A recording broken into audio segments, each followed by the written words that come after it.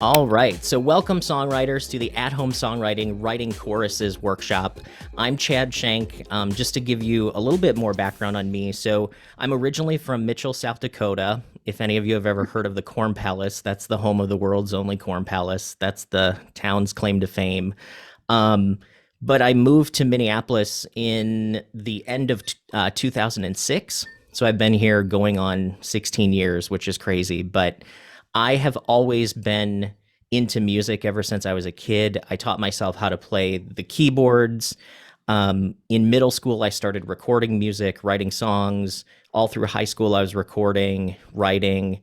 After high school, I worked in radio. I got a diploma in audio engineering, continued to work in radio for a long time. And then as an adult and throughout the years, I also received a certificate in professional songwriting through Berklee College of Music.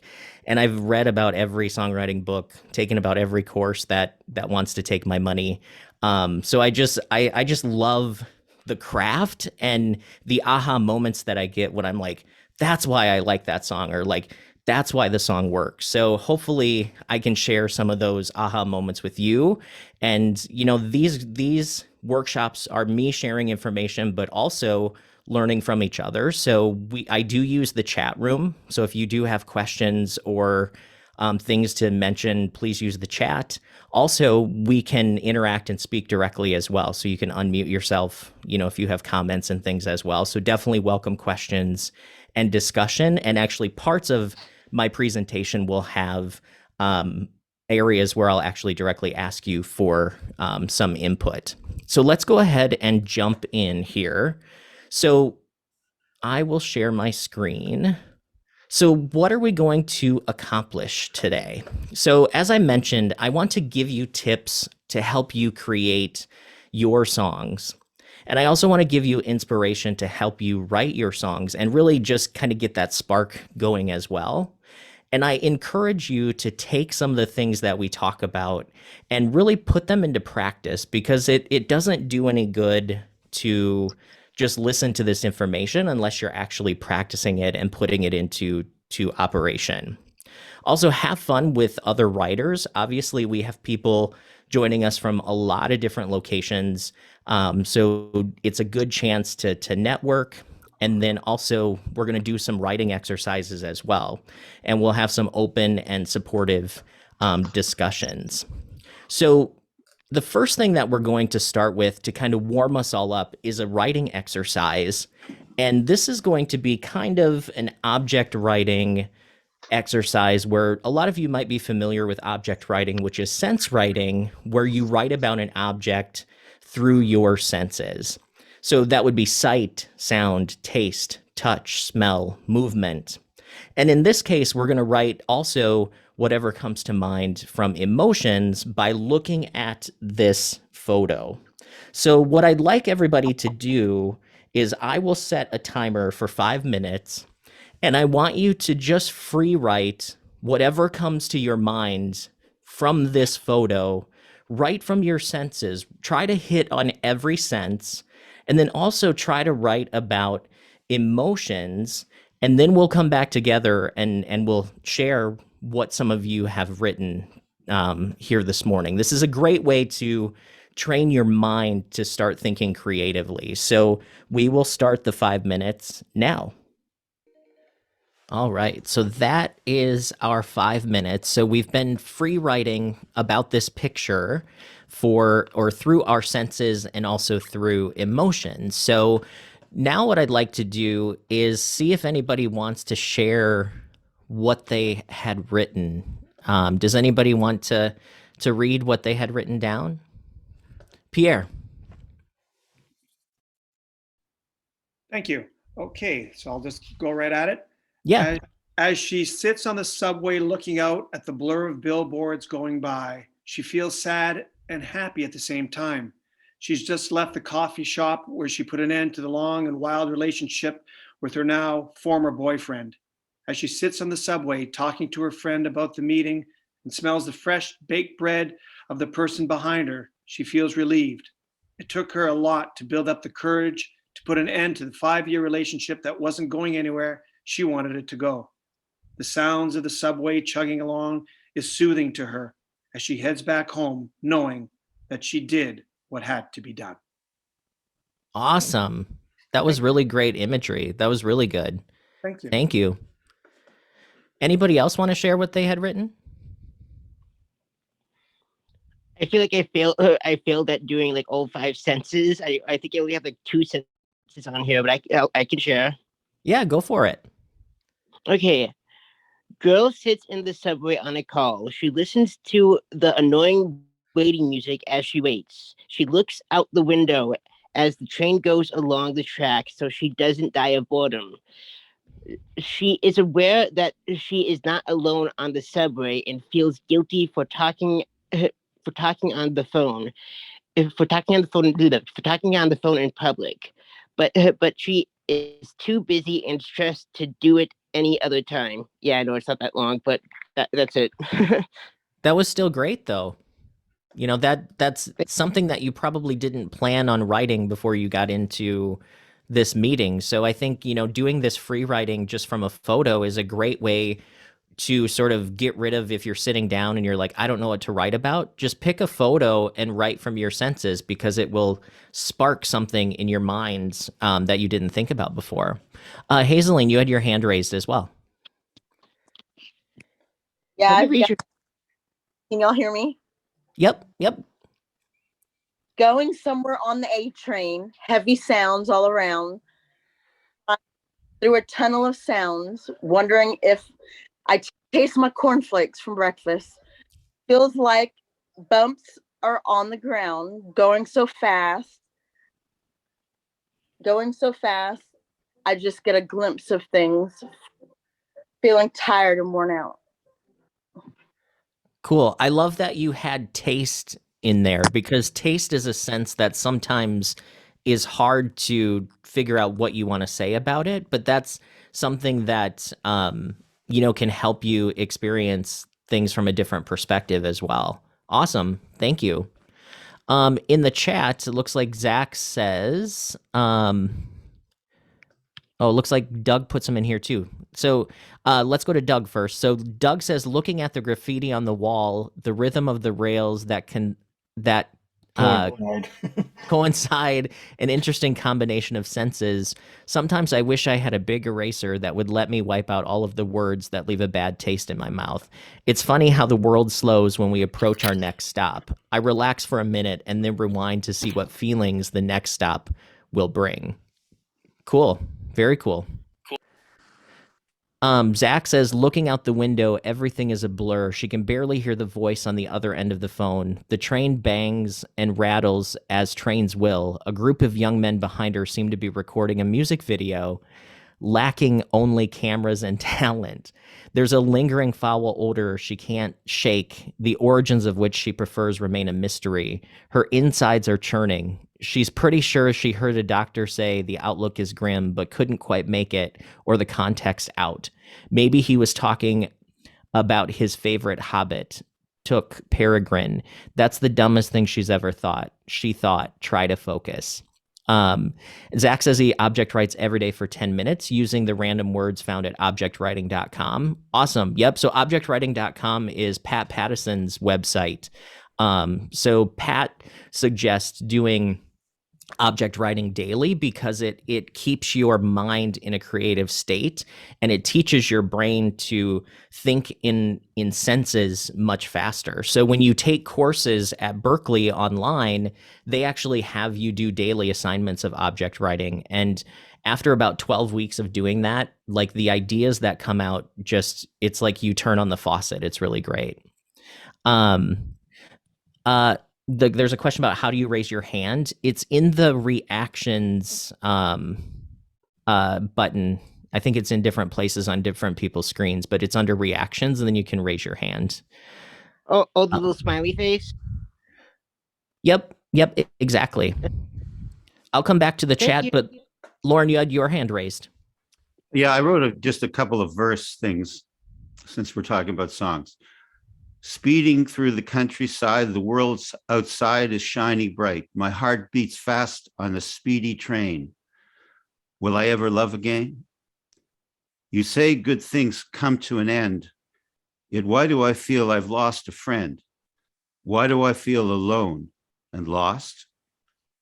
Why love again? It hurts too much. Awesome. Nice work. Go back to the chat here. So Blue has world whizzing by so quick. Why is he so damn slow? Come on, pick up. He's just teasing me, showing me who's boss. He'll pick up when he's good and ready. God, this train stinks. People munching hamburgers.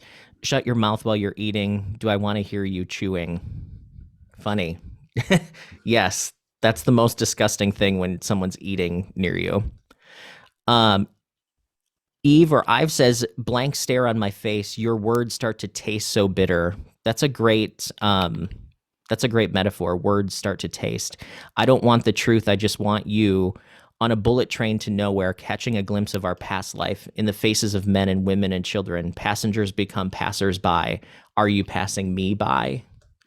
Awesome. So save what you guys have written, because this is going to come back when we do another exercise a little bit later in this. But let's jump in to kind of jumping into some of the meat and potatoes of writing choruses. So I'm going to go back to sharing my screen here. And there we go. So I want to remind everyone about the elements of a song. So I know a lot of us in here write different genres, and the tools of songwriting are kind of used in similar but different ways in different genres. But the main ingredients and the elements that go into it are usually the same. There's usually some combination of lyrics, melody, harmony, and groove. So as you're thinking about your songwriting, your style may focus heavily on one or the other. So an example of this would be if you're writing acoustic folk storyteller songs, the lyrics and the melody are going to really be the king of what you're doing, because there's a lot of information that's shared through the lyrics. Whereas if you're doing dance music or if you're doing more electronic music, you're probably focusing more on the melody, the harmony, and the groove, where the lyrics don't necessarily have as much as importance or as much sort of spotlight, but yet they're still important. So really figuring out what is your mix within your own songwriting, but also not like neglecting any part of it either. So I hear some people say, well, my songs are very lyric driven, so I don't worry too much about melody. Well, I think sometimes that can be a mistake, because, the melody is really the way that your lyrics are delivered, and it makes the emotional content of the melody can overpower what the lyrics are saying. So you can save mediocre lyrics with a good melody, but you can't really save a good melody with really great lyrics. So talking about, Iris says, please define the words, say what they mean. So lyrics, of course, are the words. Melody is the vocal melody that you're singing those lyrics to. Harmony is the chords or your chord progression. And then groove would be the style, either the way that you're playing those chords or the way that the music is being played as well. And if you're just playing like a guitar, the groove can a lot of times be a strum pattern or a picking pattern as well.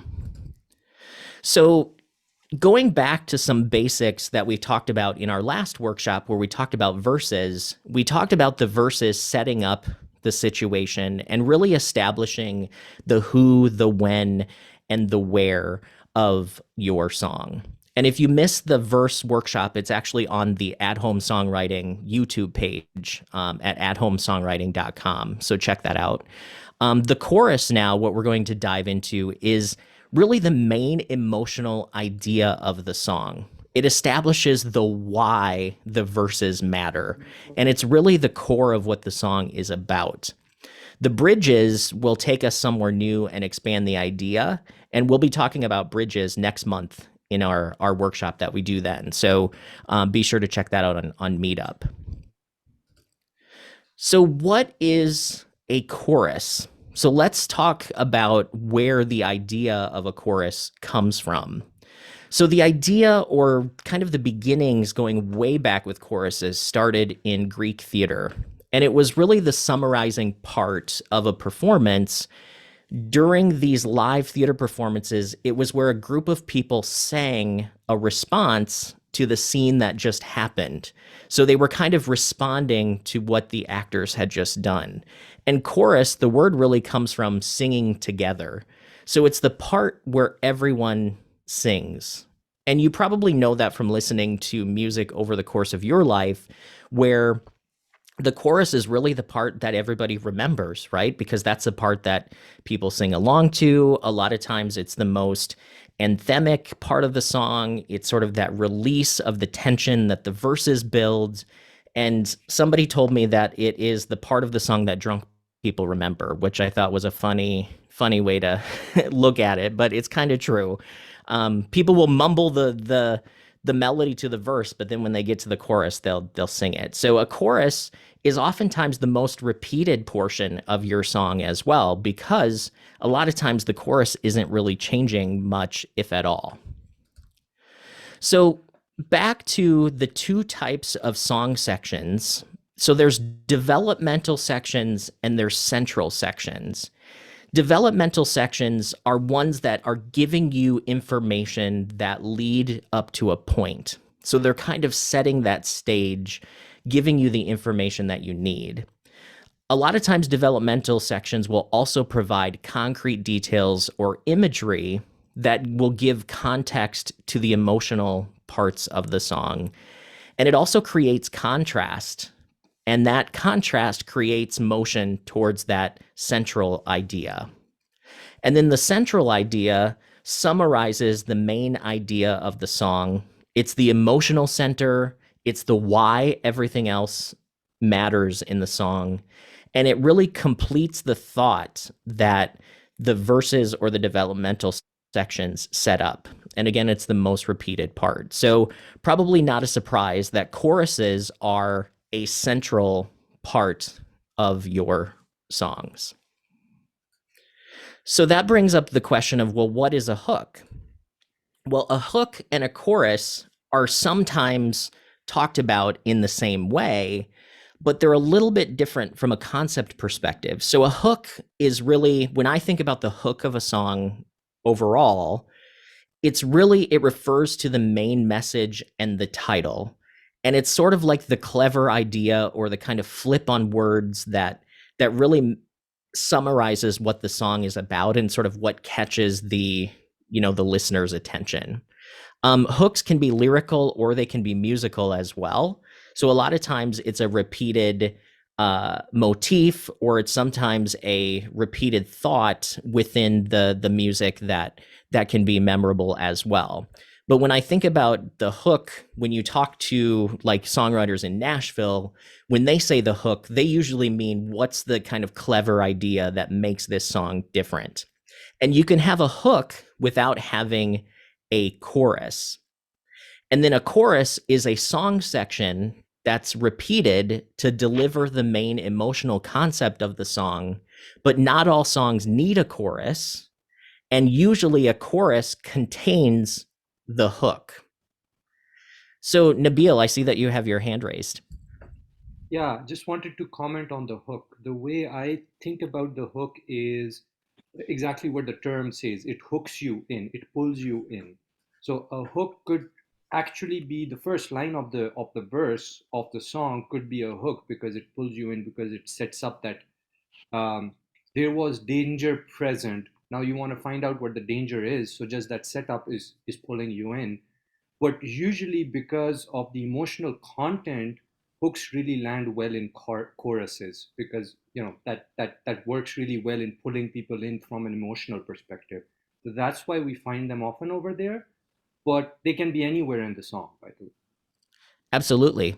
Yep. So that's why calling the chorus the hook isn't always accurate, because your chorus may or may not actually contain the main hook. So as an example, like what Nabil said, there's a song by John Mayer called My Stupid Mouth, and the song starts out saying, my stupid mouth got me in trouble. I said too much again. And that's what the whole song is about from there on out. And it never says that title again.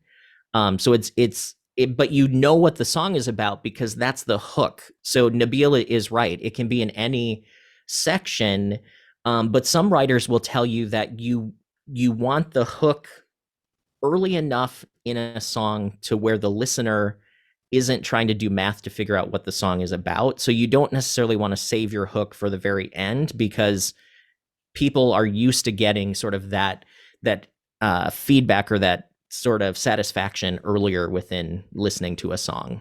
So Nabil, great input for sure. So that brings the point of a refrain. So a refrain then is what comes up. Nabil says in the chat, song can have more than one hook. Absolutely. So a refrain is a repeated title or hook that appears either at the beginning or the end of each verse. So a lot of times you will see what you will see called AABA song form, where you have a verse, bridge, verse.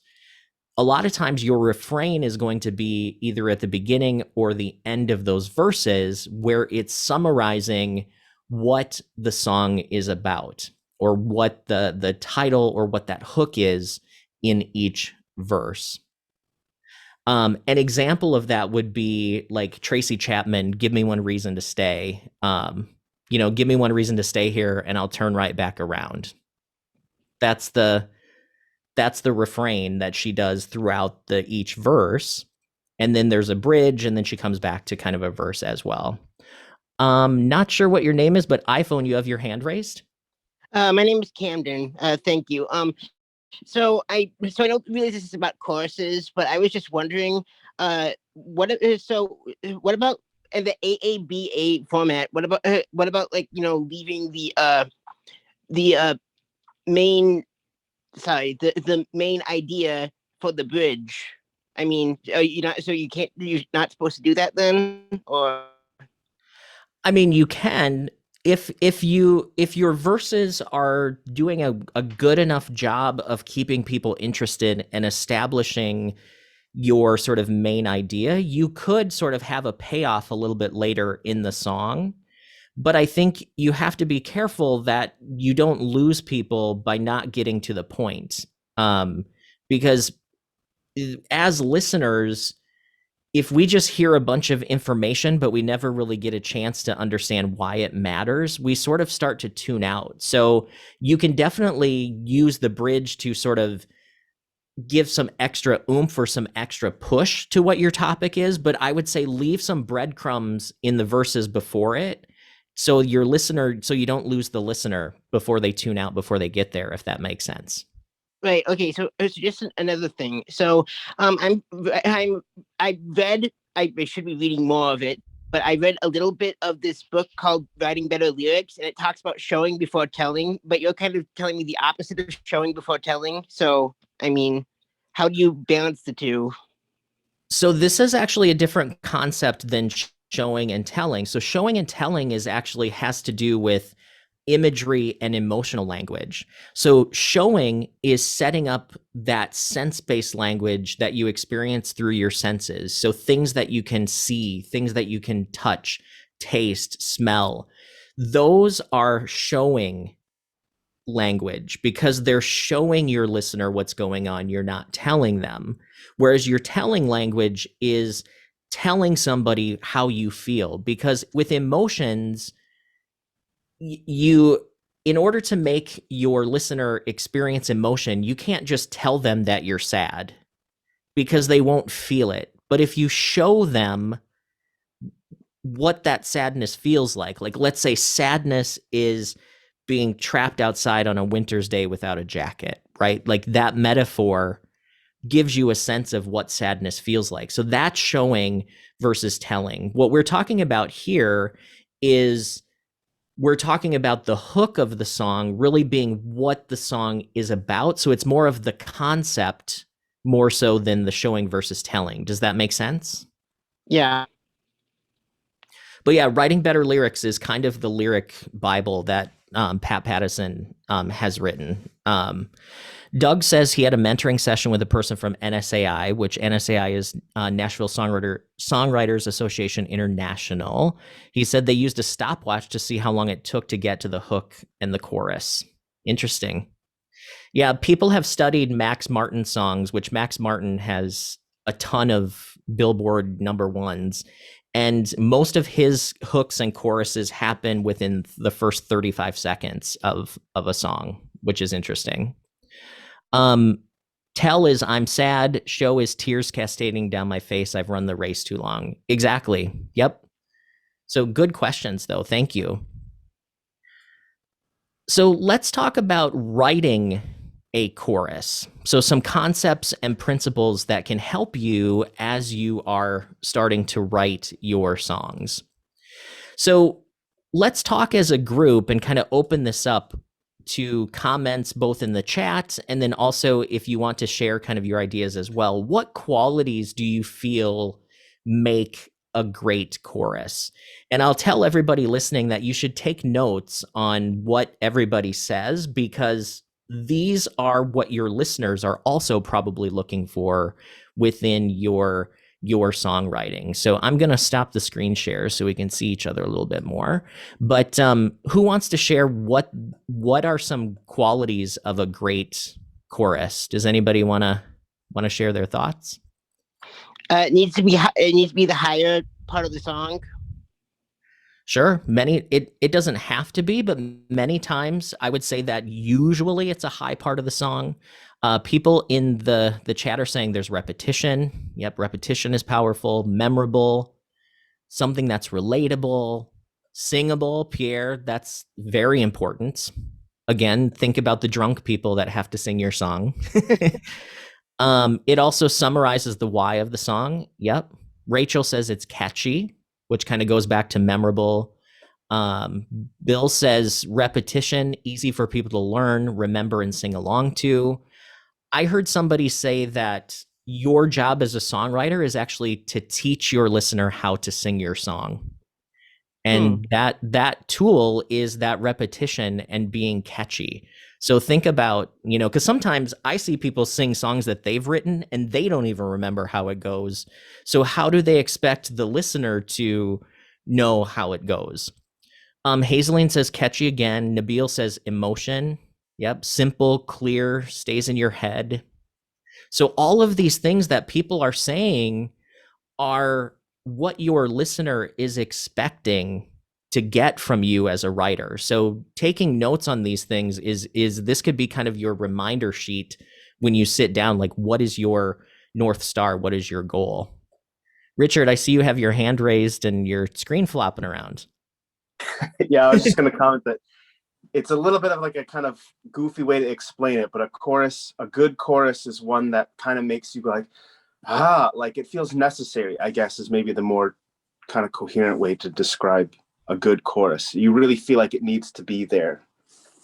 Yeah, so Eves in the chat says release, and that's exactly, because you're building tension or you're building to something in your verse or in your pre-chorus a lot of times, where when that chorus gets to there, it just kind of, it does release it at that point, which is, But yeah, that's a good thing as well, Richard, where that repetition comes into play, because when you hear it again, a lot of times it feels like you're coming home because you've already heard it and you've already sort of like had that experience.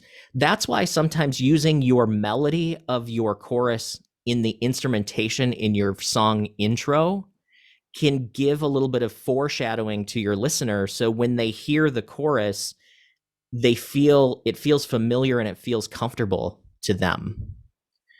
Blue says melodic, harmonic, lyrical highlights, and resolution. Yes. Not only highlights for melody and lyrics and harmony, but contrast to where it's different than what the verse is doing. Doug says a visual for him is that it's like a funnel where the verses all pour into the chorus to create the eventual song. That's a cool visual. Yeah. Eve says only a few songs start with the chorus. Yeah, sometimes your chorus, like making the point and starting your song with the chorus, is a great way to start, because then it sometimes makes it easier to make the verses make sense. So there are a lot of hit songs that start with a chorus. Camden, you had your hand raised. Yes. So I was wondering, are you just talking about the chorus, or are you talking about, the verse too? Because I know that there is plenty of songs where people remember, like, part of the song, but they kind of da da da da da the other song, parts of the song. And also, I want to also want to point out an example. I don't know if how many people here have heard of this band called Icon for Hire, but I would say that I have trouble remembering the words of the chorus, but I remember the first part, and that's one of the most popular songs. Is Get Well. It's we throw tantrums like parties, and I think that's the most memorable part, and clearly gets people. Yeah. So to answer your first question, we're talking pretty much just about the chorus now and kind of sharing what people think is catchy about the chorus. There are songs that have very catchy verses as well. So and now if you listen to a lot of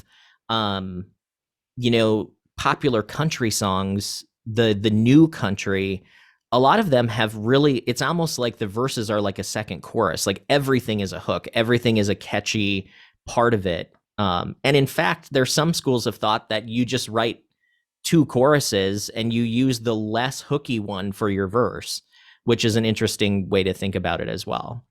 I would have to think of an example of a song that starts with the chorus. I wrote a song called Some We Lose that starts with a chorus. That's on, I think, my album Blessing and Curse. But as far as popular songs, Blue says Let's Dance. Yeah, I think Can't Buy Me Love. Yep. Rosalind says the third song she's recording soon for her release later on this year starts with the chorus.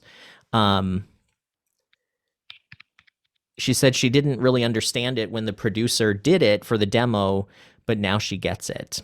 Yeah, and it's something that you can try.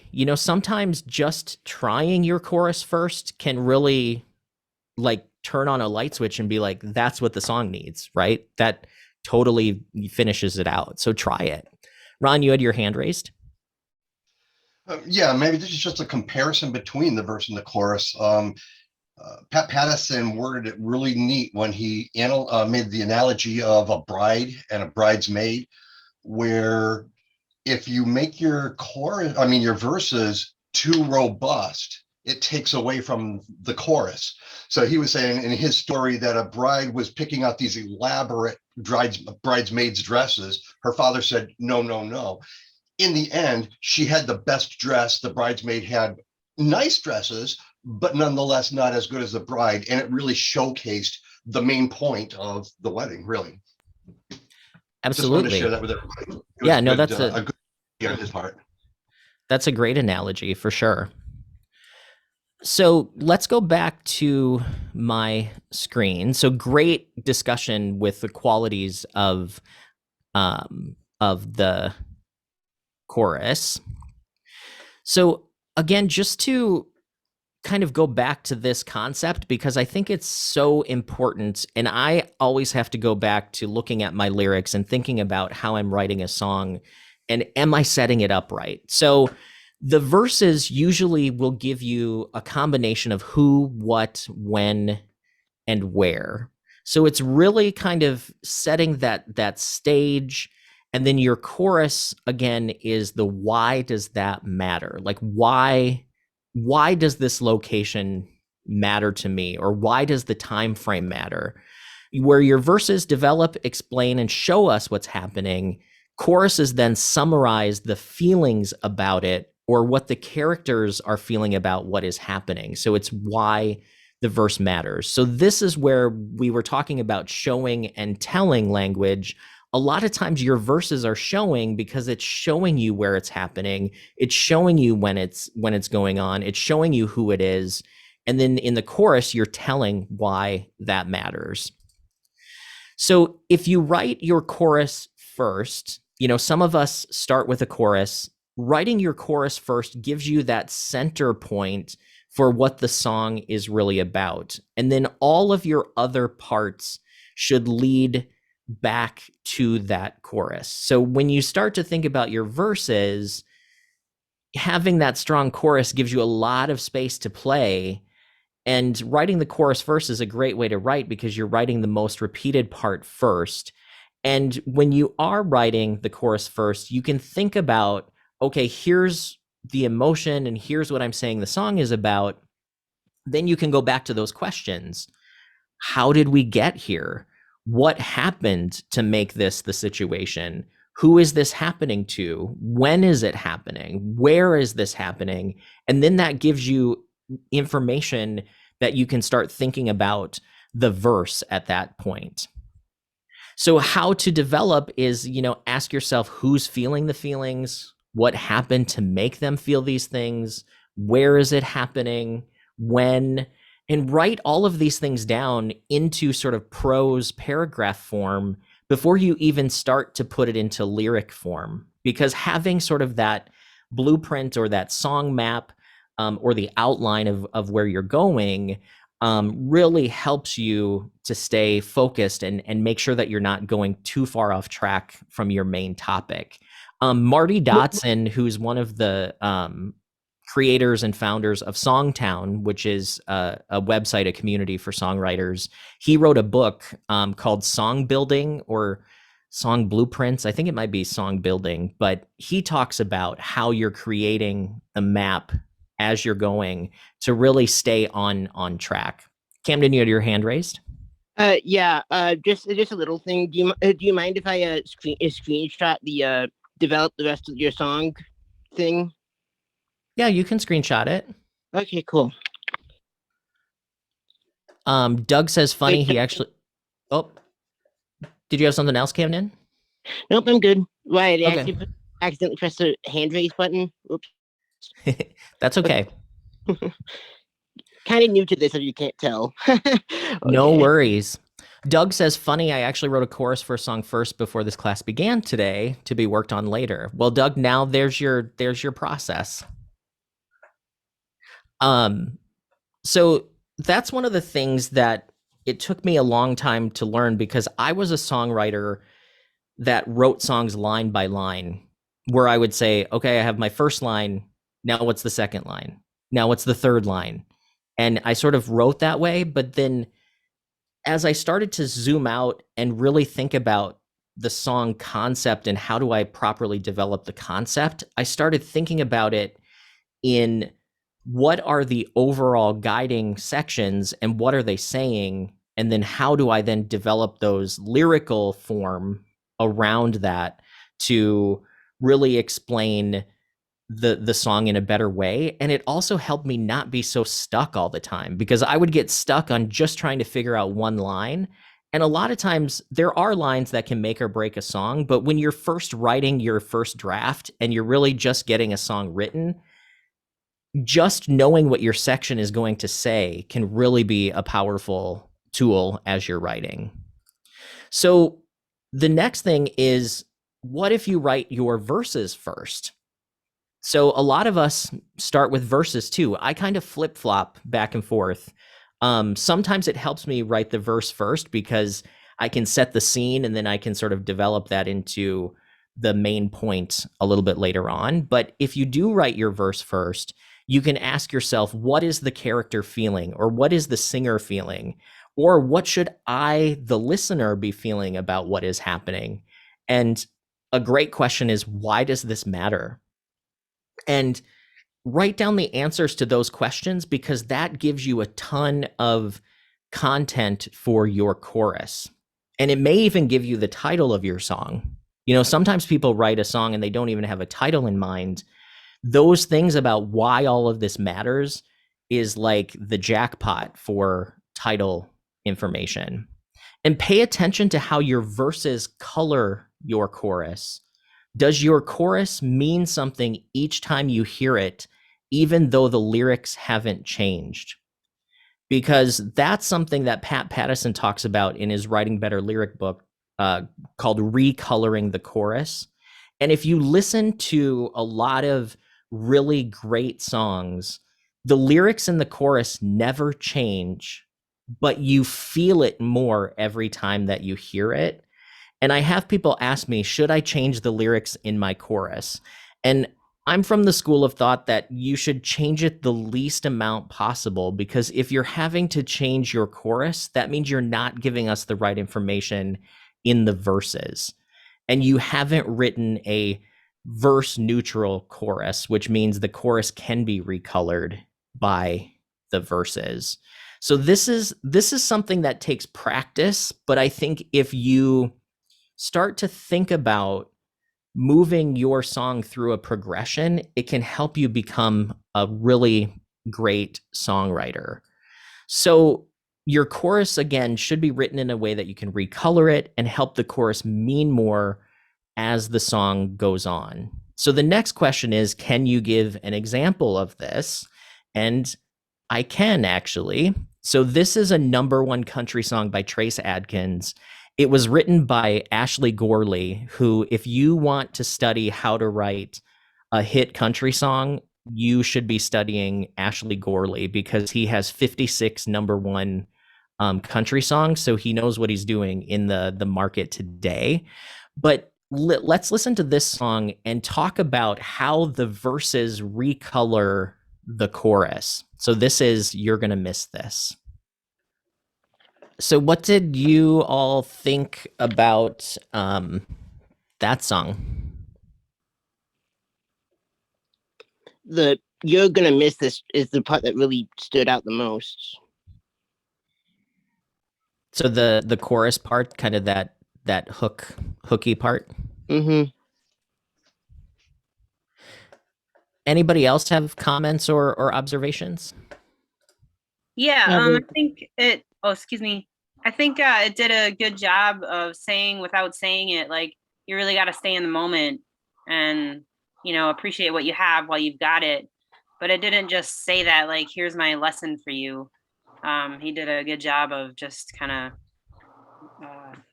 I don't know, coloring it or putting it in. Yeah. So if you notice, it started where the girl was. The theme throughout is really the same girl, right? Like, you're moving through when she was in high school. She wanted to sort of be grown up faster than she was. And then pretty soon she's getting married, and then she wants a house. She's looking forward to the future again. And then eventually she does have the family, the house, and then there's a repairman that's there, and then it's everybody's giving her the same advice. You're gonna miss this, which I've heard the song a lot, but every time it sort of gives me chills, because it's such a great chorus that the emotion builds because of what was said in the verse. If we didn't hear those verses, the chorus wouldn't mean as much. So a lot of times we make mistakes as writers too, where we put too much emphasis on what the chorus is saying, and we don't think about how the verse is leading into that. Ron, you had your hand raised. Yeah, pretty much what everybody was saying, I think. But I was just noticing, listening to the song, how it brought memories back. I'm almost a retired person, and just listening through all of the stages of life was really touching. So, Cool. I mean, he moved me emotionally, and verse and chorus is great, the contrast. But, Pat Pattison was saying how you express your feelings and what's, like you were saying, what is somebody else going to feel while you're singing this song? And they really touched me with that song. I thought it was really, really well written and delivered. I had never heard that before. But that was a #1 country song. So obviously it works because of what you just said, because it catches people's emotion. But did he ever come out and tell you directly what emotion you could feel?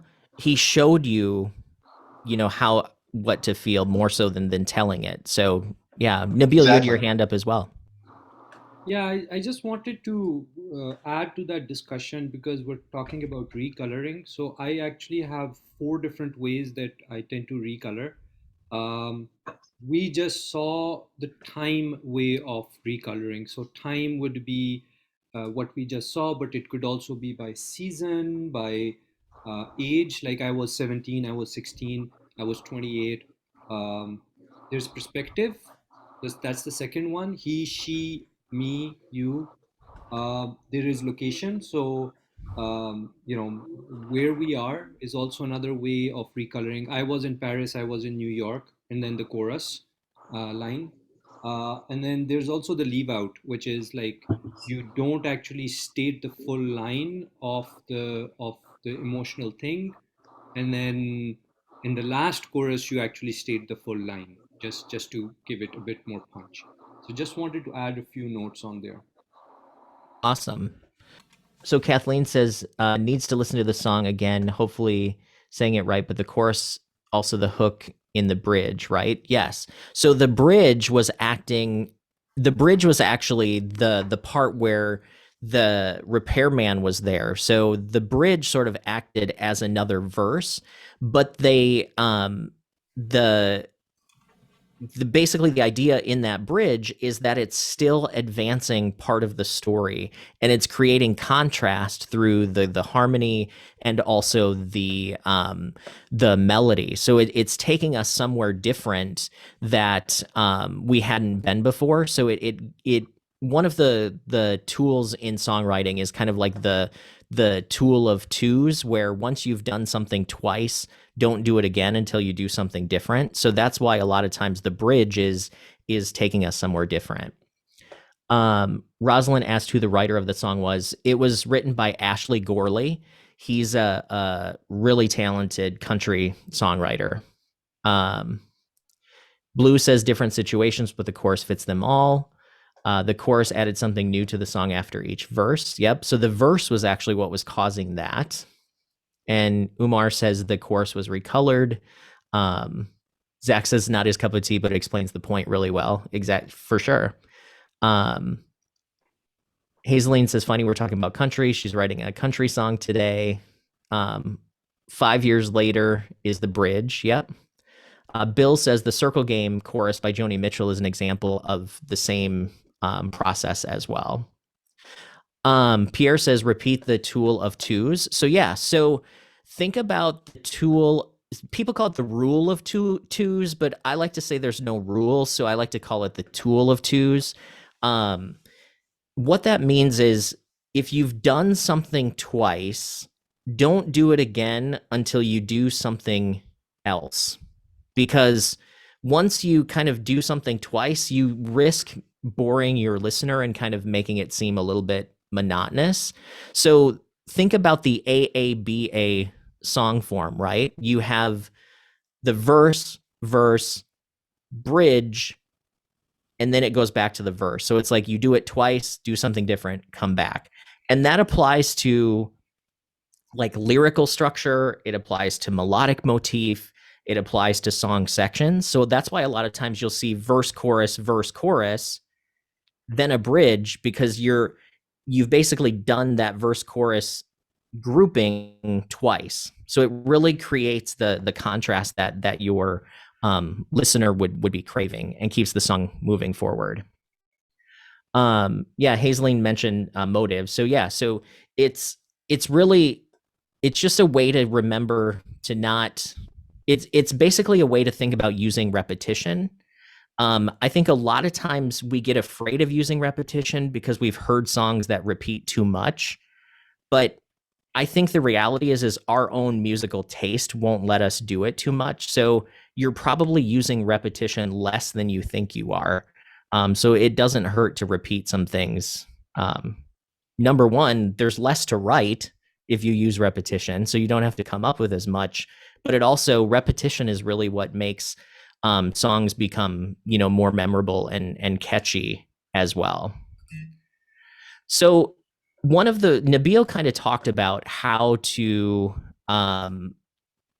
he thinks about recoloring the chorus, and how I think about it is you're changing one or all of the who, when, and where of your verses or your bridge, but keeping the same why. So in the song that we just heard, the who stays the same from the perspective of it's the same girl, but the person that's giving her the advice is changing. So the who is advancing. The when is also advancing because the time in her life is changing, and they're advancing the where by she's in the car, then she's at her apartment, now she's at her house. So this is a great way to remember and think about as you're looking for ways to recolor your choruses, is think about the who, when, and the where and how you can advance those, but keep the why those matter the same. So Nabil was talking about kind of the way he thinks about it. This is what I use a lot to advance the songs that I'm writing as well. Hazeline says she's never heard. Hazeline, are you talking about the rule of twos or the tool of twos? I'm not sure where I heard that originally, but that's something that I've heard a lot with within songwriting for sure. People call it different things, but definitely it's something that comes up. And if you listen to songs, hit songs, you'll notice they do something twice and then they do something different before coming back to it. So it's kind of something that's been hidden in plain sight for a lot of us for a long time. So let's talk about chorus structure then, and talk about some common ways that you can quickly write choruses. So there's really two types of lines in your chorus. So there's title lines, which are lines that either are just the title or it's a line that contains your title. And then, of course, not rocket science, but there's non-title lines, which means there's lines that do not contain the title. So we're going to talk about title lines as T, and then the non-title lines we're going to use as a dash. And the reason why we're going to do that is there's really 6 common chorus structures that you can use as a starting point when you're writing to save yourself a lot of time. So one of the quickest ways to write a chorus is to just repeat the title. So you could repeat the title 4 times or 2 times, and there's your chorus. You could also have title, line, line, title. You could have title, line, line, title, line, title. Or a lot of country songs have the line, line, line, and then the title is sort of the punchline at the end. Or you could have the title at the beginning and then lines after it as well. Camden, you have your hand raised. Okay, so what do you think about songs that the title isn't in the chorus? Because like there's a specific song that I'm thinking about where they literally just say the title once at the beginning and then they don't say the title again throughout the rest of the song. Again, there's really no rule. So if it works, it works great. I would say that the majority of commercial songs, if you're writing, if you're trying to write commercial songs and you're trying to have a chance at getting published, and have someone else sing your song, more than likely the title will be in the chorus. Part of the reason that is because that's how people remember how to search for songs, right? Like they will search for a song based on the lines that they remember. And a lot of times the title should be a line that's very memorable. So if it's not in the chorus, it better be in a really memorable spot where it's kind of obvious that's what the song is called for sure. Rachel says, do you ever have the title in the pre-chorus? Sure, you could have a title in the pre-chorus. The title, again, is really helping to solidify and deliver that hook and the main concept of the song, or the title itself may be the concept of the song. So like, going back to like Bon Jovi song, like You Give Love a Bad Name. That title is basically the hook, right? Like that's what the song is about. So be sure to write down these as idea starters, because you can basically stack these different forms on top of each other as well to create longer chorus sections. So if you're writing more than four lines, You could use parts of these. You could use whole ones. If you doubled them, you could have an 8-line chorus. You could use a couple of these and have a 2-line or a 6-line chorus if you added a couple lines. But these are ways that I have found to write quickly is by writing down a title and then writing 2 or 3 lines that really relate to the title and really sum up what the song is about. And then I'll put them into these different structures to see which one I like best, to see which one I think is delivering what I want to say in the most powerful way. So it becomes more editing than it does writing. So similar to verses, a lot of times commercial songs will have 4 or 6 line choruses. Again, not a rule, but a good place to start if you're wondering how many lines your chorus should have. So to contrast lyrically from your verses, because contrast is really important in songwriting, because this is where we talk about sort of that rule of 2 again.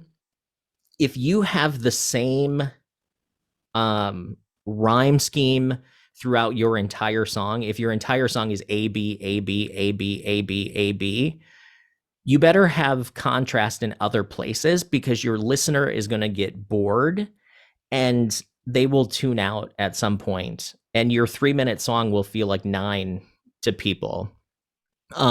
So to contrast lyrically, you can change the rhyme scheme, you can change the number of lines, you can change the line length, the rhythm of your lines, and then also the types of rhymes that you're using as well. So as an example of this, if you wrote the verses as A, B, A, B, and you had a 4-line verse and then a 4-line verse, and then it led to a chorus, in order to add some contrast, you would have shorter lines. So you're changing the line length.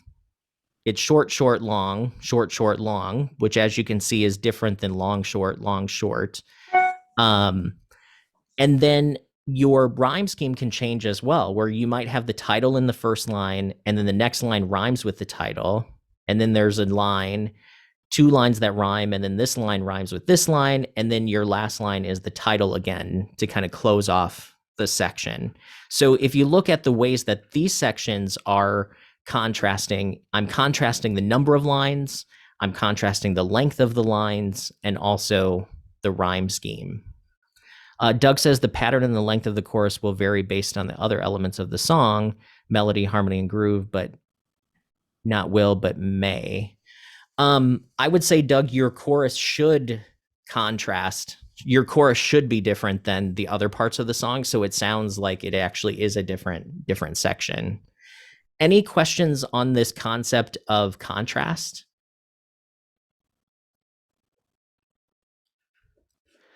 Perfect. So let's move on then to a chorus writing exercise. So this is where we're going to pull back what you had written earlier.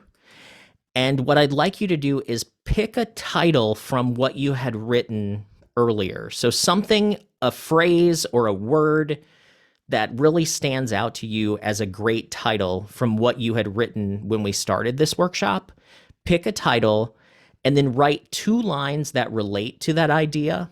So just 2 short little lines that relate to your title idea, and then place the title and those lines into these formats, and try maybe 2 or 3 of these formats and see what you can come up with. And I'll set a timer, so we'll start with about 5 minutes, and then we'll come back and see how everybody's doing. But any questions on this exercise?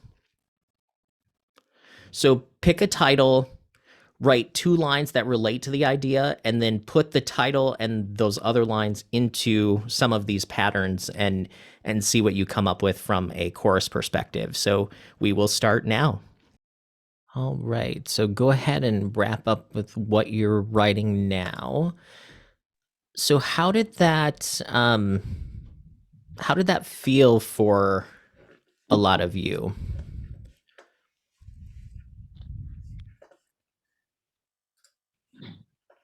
Anybody want to share how that?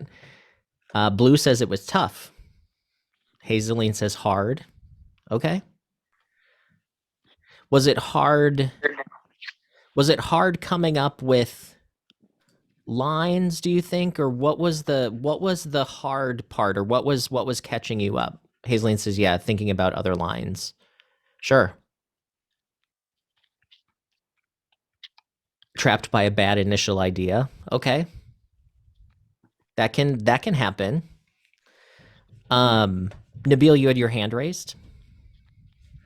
Yeah, I thought the exercise of actually just having talked about contrast and repetition was interesting. Uh, and also the example was interesting. I got this as a chorus just to share. Staring out the window, coffee cup in one hand, the phone on my faded jeans, and you're on my mind. And then the repetition thing came into my head, and I went like, maybe add another you're on my mind, and it could be sung differently, and it would add a bit more weight to that line when needed. And I think it just also sets it up greatly to actually write a verse about when, where, how, why are you on my mind, and what do I want to talk about.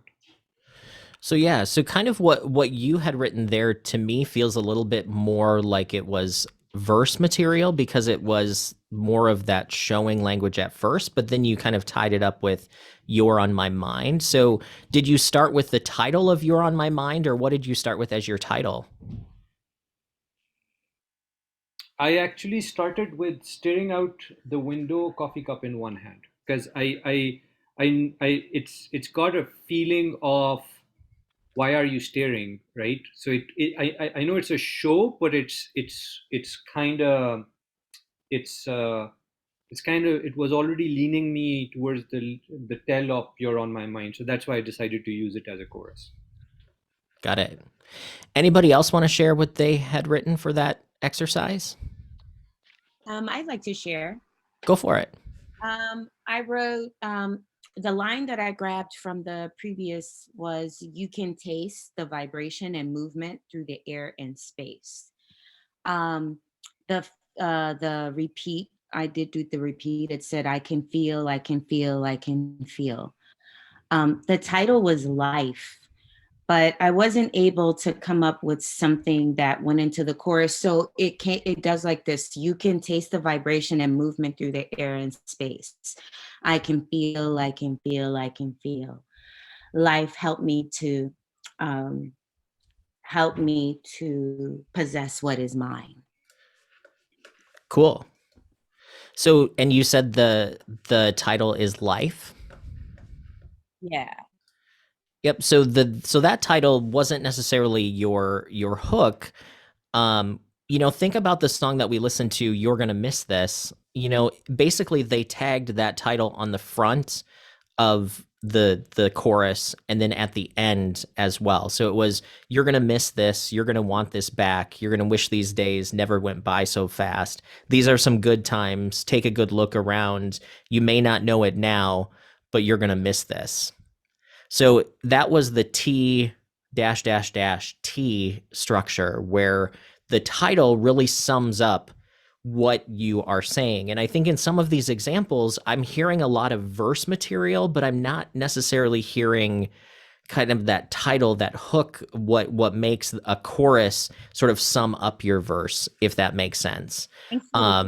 So like let's say, let me see if I can do a whiteboard here. So let's say, here's how I would think about this. So let's say the title that I come up with is Subway. So what I could do is I could do a line that's not the title, right?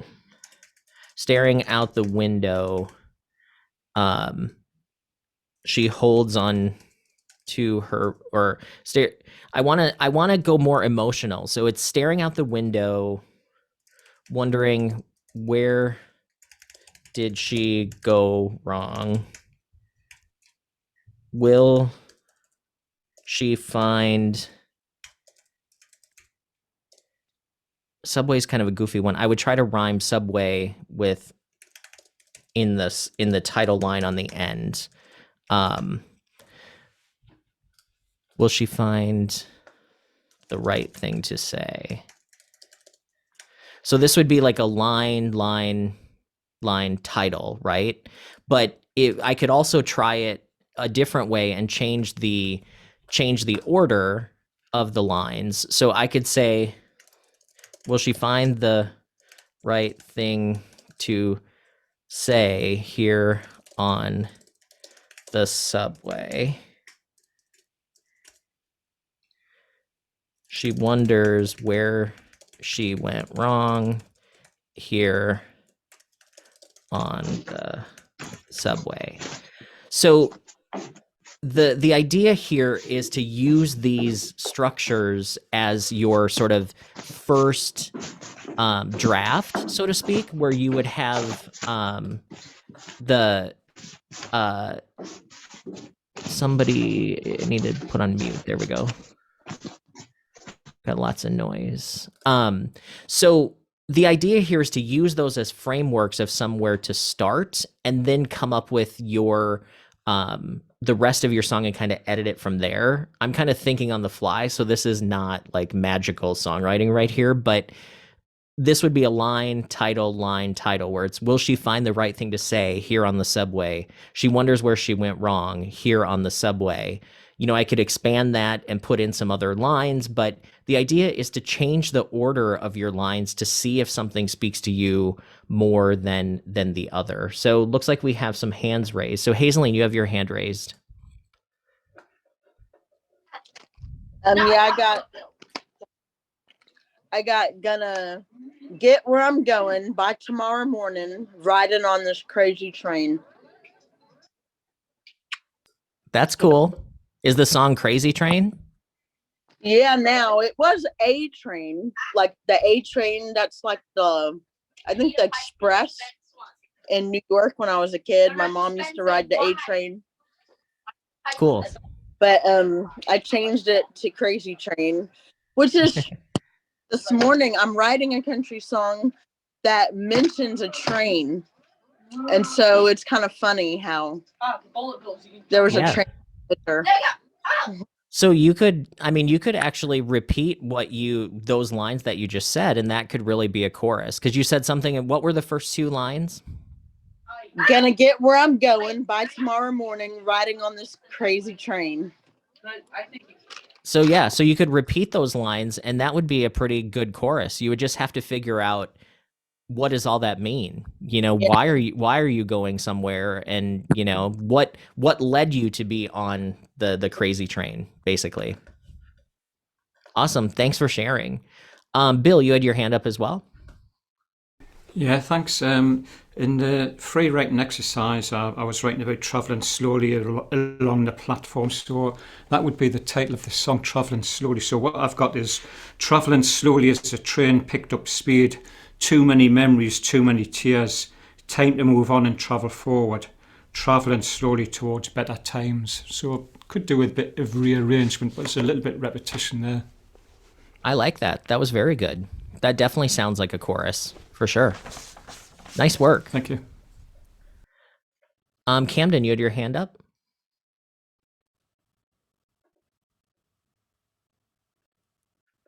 Pierre.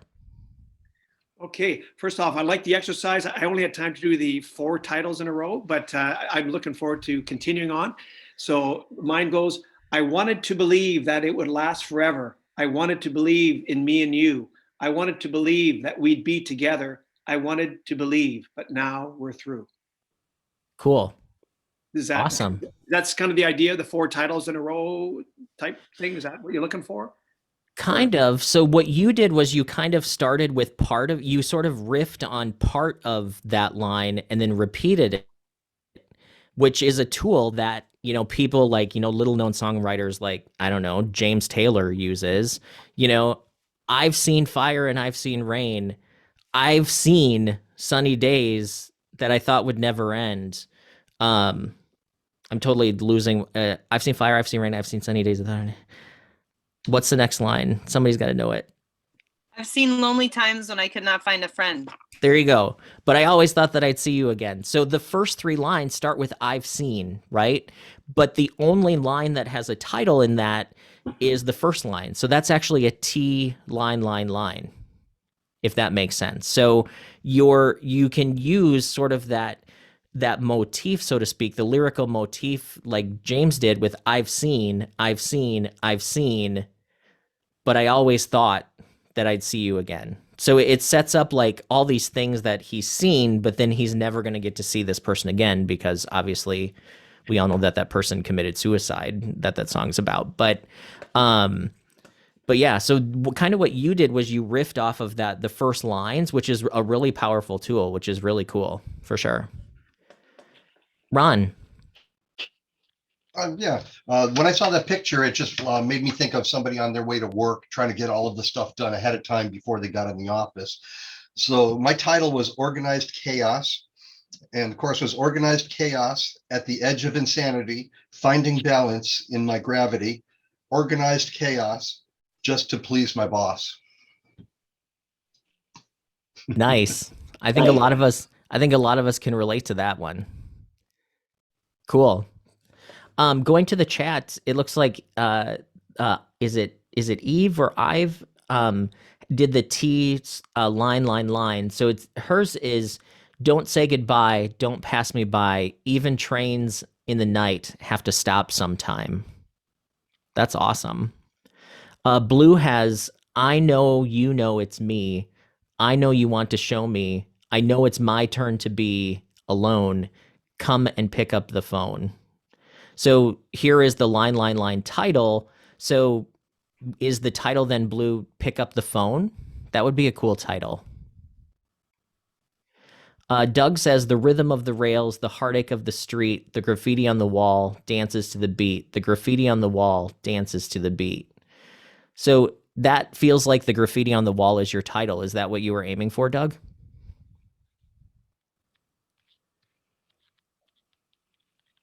Okay. Hazeline said she changed hers. Zach says, as trains will. Plunging ever forward as trains will. Delivered to torture as trains will. That's a cool title. I like that. That's really cool. Hey, Chad, I lost my icon too, so but I found it. So, Doug, back to my question then, is graffiti on the wall, is that your title that you were going for? Or what was I think that makes more sense than the dances to the beat, because dances to the beat doesn't mean anything, but graffiti on the wall is the main idea. So yeah, I mean it's obviously something that's going to have to be rewritten 100 times. Sure, it feels that way, but I like it's an idea. So Rosalind says the title is Next Steps. Thought our next steps would be forever. Thought our days would be different. Thought destiny had us mapped out. But here I am walking next steps. Ooh, I like that one. That's really good. That's a really strong title. Zach says spoilers. Cool. Anybody else want to share what they had written for the choruses there? So for mine, I don't know. Mine's kind of short. Mine's shorter than everyone else's. I feel like I kind of misunderstood what lines meant. What you meant by lines.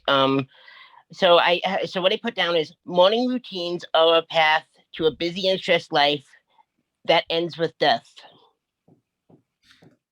So what was your title? Busy and stressed. Cool. Yeah, so if you said, I think if you repeated the title at the end of that, I think it would really solidify that that's the title. So you would say morning routines are a path to busy and stressed life that ends with death, busy and stressed. Okay. So there's a lot of the stressed rhymes with death, rhymes with ends. Like there's a lot of rhymes in there, so there's a lot of consistency within, what that says. Okay, and just like you add like a refrain at the end, busy and stressed. Yeah, okay. Yep, exactly. Yep. Keith says he's new to attempting to write music and mostly written non-lyrical poems at this point, but sometimes I come up with the title first. Other times the title comes to me later. The poem sometimes tells me what the piece should be called. Yeah, so titles have a different job within poetry. A lot of times you'll see poems that the title is something different, because when you're reading poetry, your title almost becomes like a lens that you're looking through, right? So as you read the title and then you read the poem, there's like a lingering, like something that sticks with you as you read the poem, and the title doesn't necessarily have to summarize the poem, but it guides it in a way. Whereas when you're listening to a song, the title has a much stronger like job to do, because a lot of the songs that you think about, the title is like front and center, or it's showcased in a different way, whereas with poetry it's not quite the same. So that's why sometimes poetry doesn't always make a good song, even though songs are kind of by default poetry, because they're structurally different, because one is meant to be sung, one is meant to be read, the other one is really um with a poem, you can pause in different places, and the way that you perform it and the way that you do it is a little bit different than with songs, because you're kind of more tied to a melodic structure within a song. So very closely related, but definitely a great place to start is poetry for sure.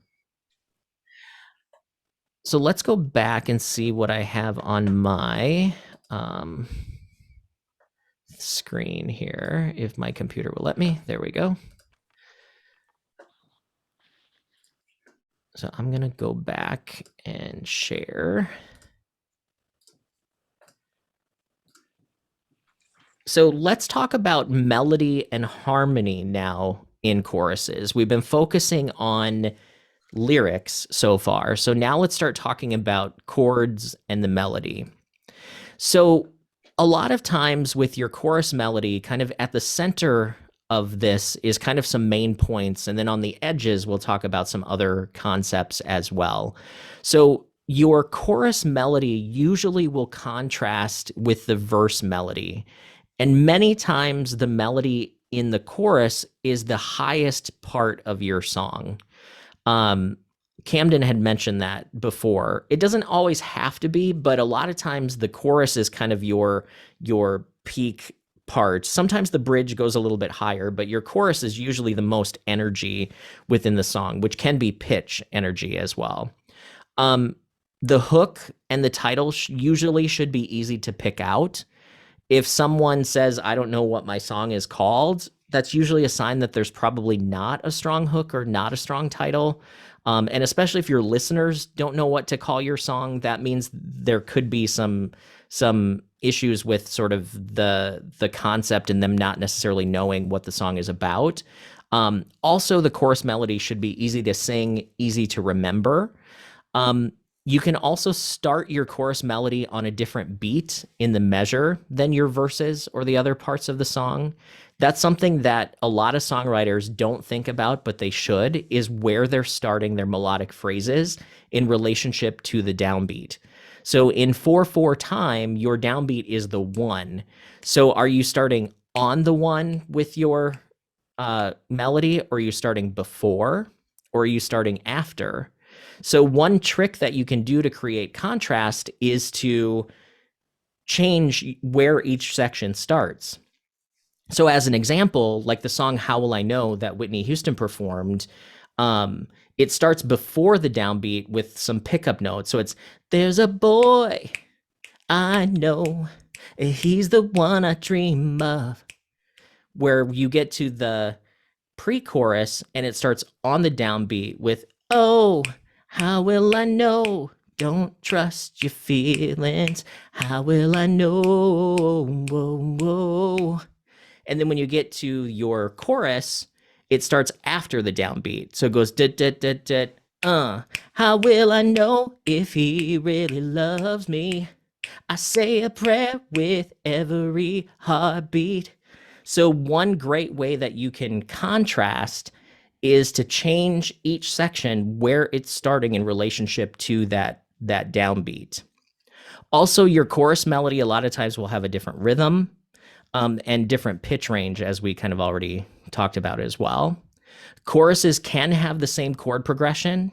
You could have the same chord progression throughout the song. But you can also change the chord progression as well. And then your instrumentation or patterns that you're playing in the groove usually will contrast between the verse and the chorus as well. And if you're a solo singer-songwriter where you're playing a guitar and just singing, that means the strumming pattern or how you're playing your guitar in your verse many times should change when you get to your chorus. So it gives your listener that contrast and that variation so they're not getting bored.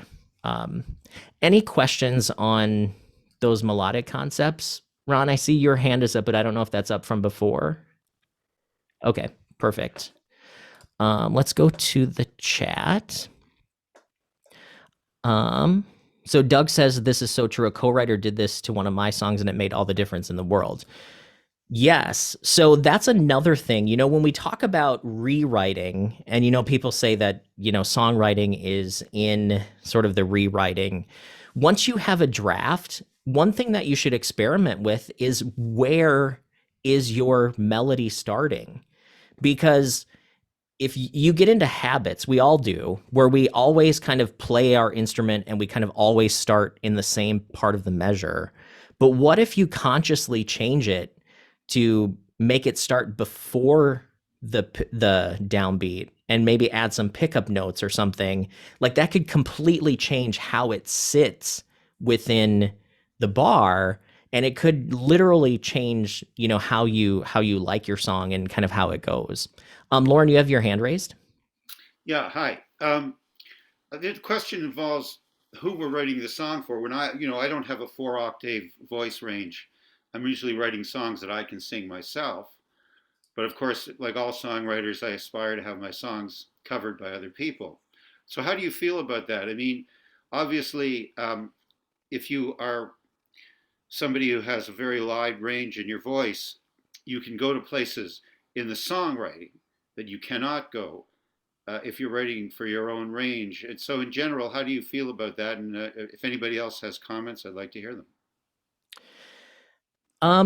For me personally, look at somebody like a Diane Warren, right? Diane Warren writes songs for some of the most talented divas, Mariah, Celine. They're like what, 7-8 octave ranges, which I don't know if you've ever seen videos with Diane Warren, but she doesn't have that range. So the majority of what she's writing is within her range.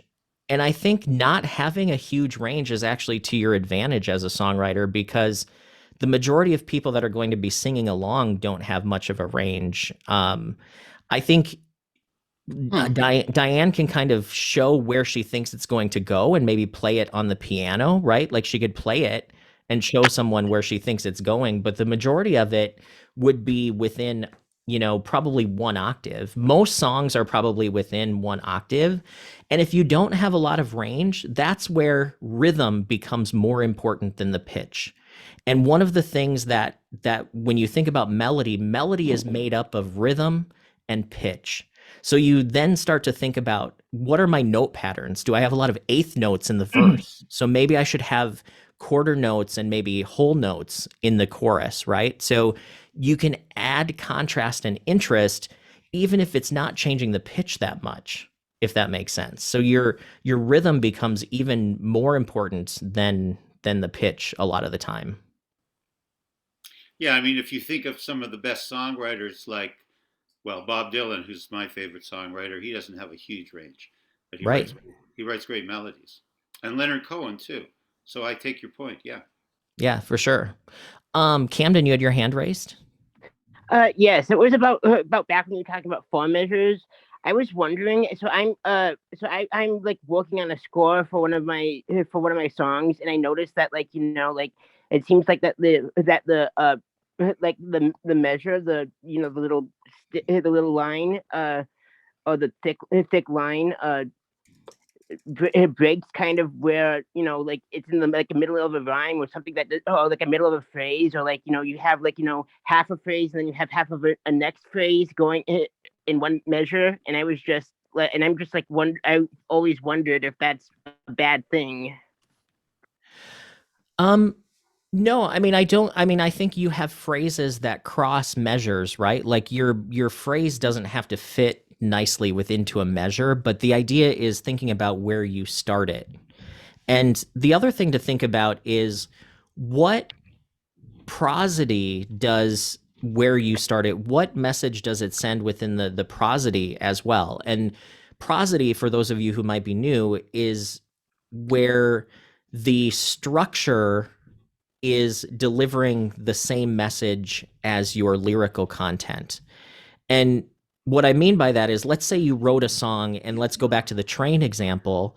If you wrote a song about the train being late, you wouldn't start your melody before the downbeat, because that's actually early, right? So the concept of prosody would tell you, I'm going to start late in the measure because the concept is talking about being late.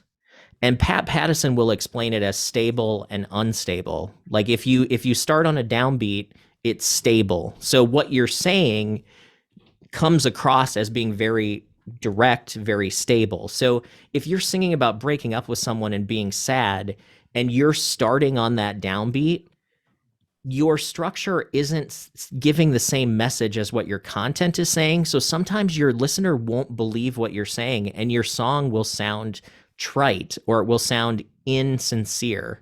But if you started after the measure and you started on off beats and your concept is off, it delivers that message within the structure. And that marriage between the content and the structure is what is called prosody. Doug, you had your hand raised. Yes, I think a couple of different things for me when I'm looking at this. One of the very first things I had to do is figure out what is my comfort range or key in terms of developing that range. And once I found what key I can sing in best, and I was able to do better with melody development. But it took a while for me to figure that out, because I just played and didn't pay much attention to it. And then the other thing too that I found out is, if I can't sing it, I play it on the piano or the guitar, like you had mentioned, and then that really kind of makes things move along better. And the final thing that I learned to do is, admit that you're only as strong as your weakest link. My vocals are not that good, or they're not that terrible, but not great. So I just find people that can sing and invite them to co-write, or to at least cover my track or whatever. So it helps. Yeah, I mean, definitely that is a way to, sort of fill in the blanks for things that you're not able to do. And I think that's an important piece of when you do want to co-write with someone, is knowing your strengths and knowing your weaknesses, and try to find someone that complements, what you do. If you both are really bad at melody, maybe you need to find someone that is better at melody. And I shouldn't say you're really bad, but melody is not your strong point. Maybe you have to find someone that is more melodic than they are lyrical, for sure. Indeed. So chorus harmony then. Hazeline, this is a perfect example. She asked, does prosody work in chords too? Yes, I'll talk more about prosody within chords, but when choruses, you can have the same chord progression throughout the whole song, which you'll see that in a lot of popular music now, where it's kind of the same chord structure for the entire song, but what's changing is the melody, the rhyme scheme, the number of lines, the line length. All of that should be different to sort of make up for that sameness. So that's where contrast comes in.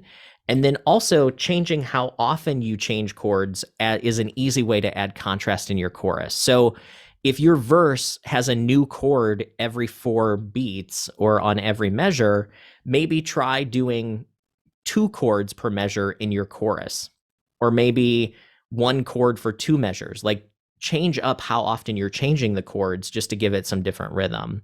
But for Hazeline's question, prosody does work in your chords as well.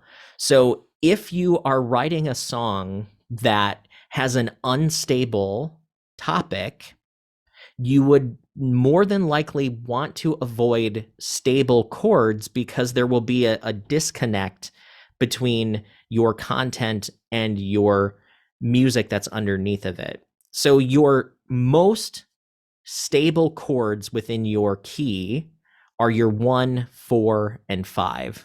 which for those of you who know the Nashville number system, those are the degrees of the scale and the chords that are the major chords within any scale. So the 1, 4, and 5 are stable. The most stable is the 1. The 4 is a little bit more unstable, and then your 5 is the most unstable of the stable, if that makes sense. So there's kind of a spectrum of really stable, pretty stable, mostly stable, and then the unstable chords are your 2, 3, 6, and then 7 chords, which again kind of go from unstable, a little bit more unstable, to like really unstable. So one of the things to think about is, what is your song saying, and how can I make the music complement and match what I'm trying to say? And that's where getting skilled with prosody makes a big difference. And it takes some practice as well. Camden, you had your hand raised? Yes. Oh crap, what was the question? Well, I had a different question, but I guess I also have this one. So, what about like there are some genres, like for example, pop punk, that seem like they have like depressing subjects, but it's like they have an upbeats for like the melody. So, what do you think about those? I think it comes down to the fact, so there's always an exception to most of these rules, right? So you'll always find a song that sort of breaks the rule. But with punk is all about breaking the rules anyway, right? So the fact that they do very, sort of heavy concepts with like a really upbeat style, or they do it the other way where it's like a happy song but it sounds really dark, that's sort of the punk aspect of it, where they're kind of, flipping off the mainstream and sort of what naturally happens. So again, you can use it to your advantage, but a lot of times I hear people try to break the rules, but they're not really good at breaking the rules. So it comes across as almost comical, right? Like they'll write a really dark subject and use very like happy, like upbeat sounding things, and it almost comes across as comedic more so than trying to make the point that they're making, if that makes sense. So you really have to experiment and see how it delivers the message that you want to deliver, if that makes sense. Nabil in the chat says prosody works really well when you understand modes. Each mode has a sound and feeling that matches with lyrics, and it can be powerful. Jetsons is in Lydian, which has a mode that has a sci-fi space airy feel, for sure. The Simpsons theme, I think the Simpsons theme is probably like Mixolydian and sort of modulates a little bit, so that is also in a mode.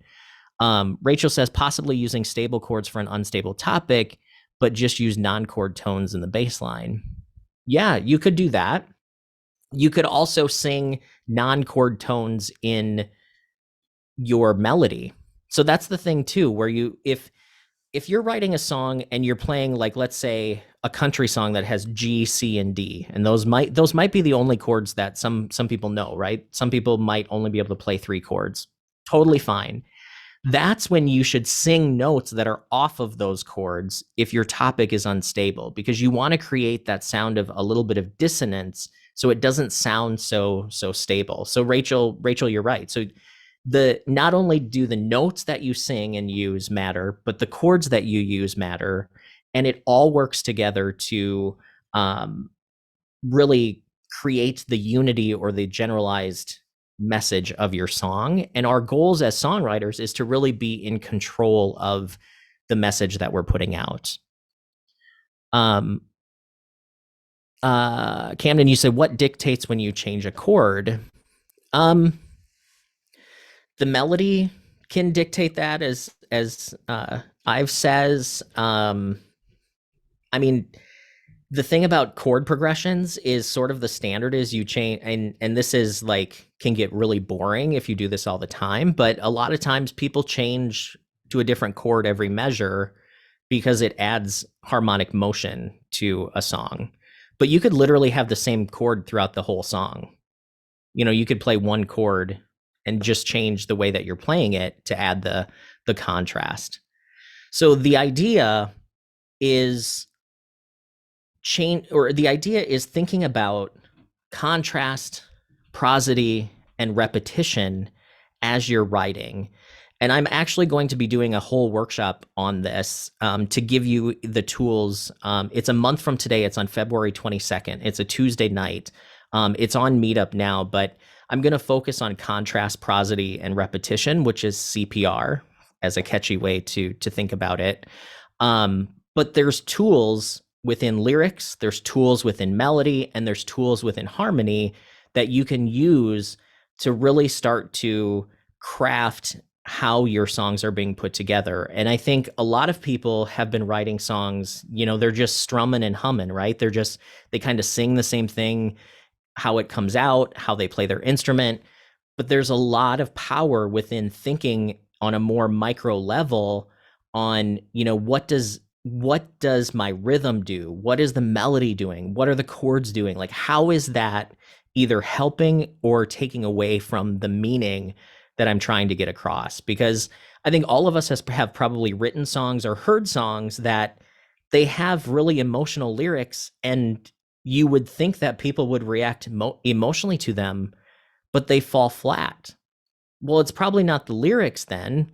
That means it's something else. So it's like the structure is not connecting with people. And I think that's the piece that a lot of people don't think about, is what is going on in the body language of the song that's either helping your idea or taking away from it. So we're going to talk about that at that upcoming workshop. Doug says the worst thing you can do is write the same song over and over again. Unfortunately, Doug, I still write the same songs over and over again sometimes, but the idea is try not to do that.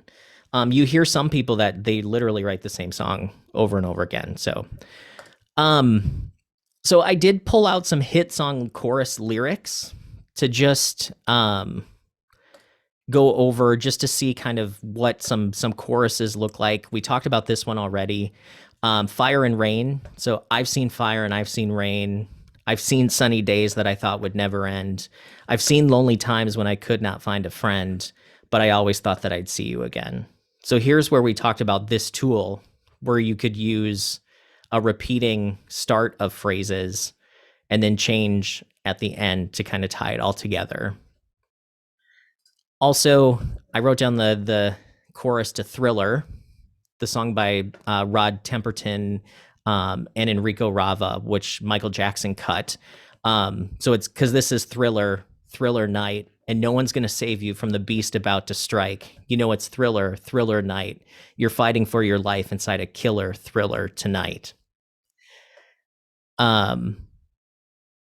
So it's interesting when you read some of these songs that you're used to hearing with melody to see that the lyrics a lot of times are not super deep, and they're not really, they're everyday language that I think is important as well.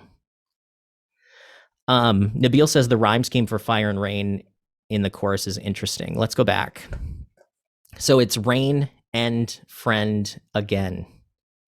So the rhyme types here, there's a perfect rhyme with end and friend, and there's a subtractive rhyme with friend and again. And rain is actually kind of an additive consonants rhyme, because the end sound is still there, but the vowel is different. So you're actually rhyming the N and not the vowel. Many times within rhyme, the vowel and the consonant will rhyme, but rain and end has Nabil says it's going from unstable to stable. For sure, definitely. So it's an unstable rhyme, and that's the thing where the type of rhyme that you're using actually makes a difference in your prosody as well. So if you're writing a song that is maybe a heavy subject, right? And you do all perfect rhymes, you're probably like losing people a little bit because the rhymes are stronger and more stable than the rest of your concept is. A perfect rhyme is the equivalent of the root note in your chords. So it's a perfect rhyme is the equivalent of that root chord. Like if you're in the key of C and you play the C chord, a perfect rhyme is that stable. And if your topic is not that stable, you should have different types of rhyme like James did here. So it's the rhymes, if we go through this, it's kind of like an additive consonant rhyme. And then this rhyme is perfect. And then this is a subtractive rhyme. A subtractive rhyme is where you're taking a sound off. So again, doesn't have the D sound that friend does. Lauren, you have your hand raised? Yeah, I mean, I've been writing songs for about 10 years, and I must say I haven't studied much about songwriting. I did read Pat Patterson's book and Sheila Davis. Do you know her book? I read her book. Yep, absolutely. You know, these books have so much information. It's almost confusing. Um, Not to say that it's not helpful. So I just wanted to mention in this song, you've got fire. Let's see. You've got times. You got the word times. You got the word find. Those two are really internal rhymes, and they really add to the song, I think. In the third line, I've seen lonely times when I could not find a friend. And I really like songs that have internal rhymes in the lines as well as at the end. I really think it adds a lot. That's the comment I wanted to make. No, that's a good observation. So if you look at that too, like, is he putting a pattern there? So I've seen fire and I've seen rain. I've seen sunny days. And then sunny and lonely have the E sound on the end too. So that's like a rhyme. And then the times and fire definitely is, yeah.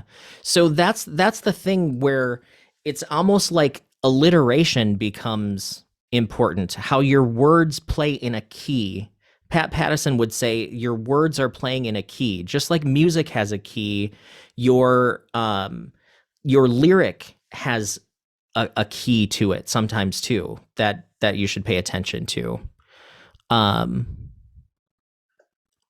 Zach says again also rhymes with rain. Yes. So again in rain, that's a consonants rhyme because of the end, for sure. So that kind of wraps up what I had prepared. Let me see if I have another song here. I had an NSYNC song. Your love is like a river, peaceful and deep. Your soul is like a secret that I never could keep. When I look into your eyes, I know that it's true. God must have spent a little more time on you. So here's an example of, it sounds kind of nursery rhyme-ish and a little bit simpler, but think about who the audience is for NSYNC, right? It's probably middle school girls. So there's not a lot of depth to some of the lyrics. So thinking about your audience makes a difference as well. So thinking about who are you singing to, or who's the artist singing to, is very important as well. Bill Dodd says find a friend has a lovely example of alliteration, for sure, with the F sound and the D sound and the N sound. So find and friend are rhymes, actually. They're consonant rhymes, which adds to that sort of that sonic, like rhymes are actually sonic, like they're like guideposts to our ear. Like we hear like words that connect with each other, even on a subconscious basis. Some choruses are really simple, like Jason Isbell's Somebody Take Me Home Through the Alabama Pines. So just basically a statement. If you're not familiar with Alabama Pines, that's a great song. Jason Isbell is an incredible songwriter, if you haven't listened to his music. And then I have a chorus from Taylor Swift, which is probably one of the longest choruses that I've seen in a while, but it goes, so it's going to be forever, or it's going to go down in flames. You can tell me when it's over, if the high was worth the pain. Got a long list of ex-lovers. They'll tell you I'm insane because you know I love the players and you love the game.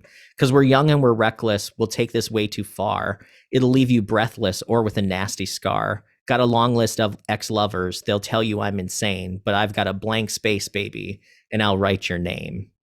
And this song is called Blank Space.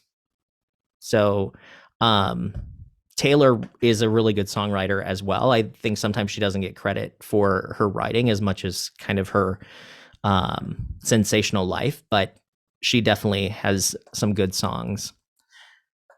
So I'm going to stop the share. Let me see if it'll let me go back to the room. There we go. So Richard, you said often internal rhyme is the result of happy accidents. The rhyming of lines or end of lines is crucial because those are places which naturally have a spotlight and generate expectation from the listener. Right. So listeners are used to hearing rhymes at a certain spot, but that's why internal rhymes are such a little treat, because it gives you that little boost of like hearing something that sticks out.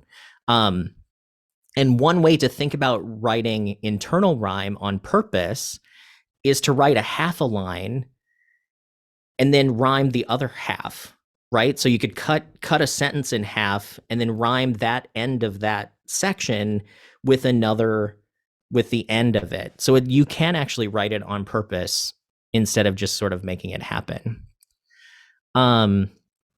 Rosalind says her first single will be released on February 4th on all the streaming outlets, called I Choose You. Awesome. Congratulations.